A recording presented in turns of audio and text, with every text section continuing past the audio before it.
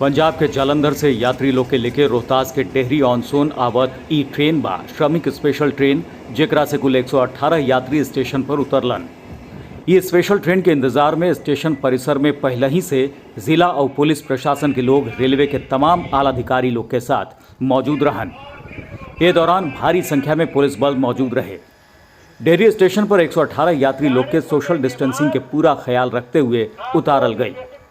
उतारे से पहले पब्लिक एड्रेस सिस्टम से ई लोग के सोशल डिस्टेंसिंग के पालन करे के बारे में बतावल गई और स्टेशन पर भी गोला बना के उ लोग के उतारे के इंतजाम कल गए रहे। ट्रेन से उतारे के बाद सबके बारी बारी से स्क्रीनिंग करते हुए बस के माध्यम से संबंधित जिला के अनुमंडल में बनल क्वारंटीन सेंटर पर भेजल गई। इस सेंटर पर सबके 21 दिन तक रखल जाए। स्क्रीनिंग के दौरान साफ सफाई और सोशल डिस्टेंसिंग के भी पूरा इंतजाम रहे और यात्री लोग भीड़ ना लगावस, एक पूरा ध्यान रखल गई। यात्री लोग के पानी और बिस्किट भी मुहैया करावल गई। ई यात्री लोग में सबसे ज्यादा श्रमिक रोहतास के रहन। जालंधर पंजाब से आई हुई ट्रेन थी श्रमिक स्पेशल, और इसमें कुल 118 लोग यहाँ पे डेहरी ऑन सोन में उतरे हैं।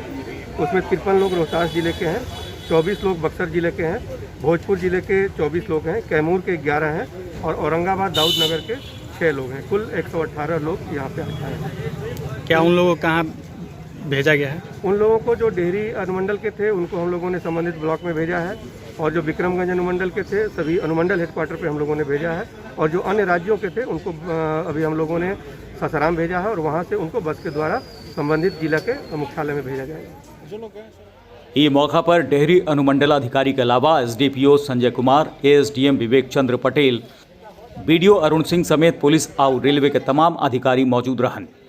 यात्री लोग के ट्रेन से उतारे से लेके बस रवाना करे तक के इंतजाम से रोहतास में कोरोना से जंग के बेहतर नतीजा के उम्मीद करल जा सकला। आपन जिला आपन इलाका के खबर खातिर देखत रही और सब्सक्राइब करी खबरिया भोजपुरी चैनल, जे यूट्यूब पर प्रमुख भोजपुरी न्यूज चैनल बा।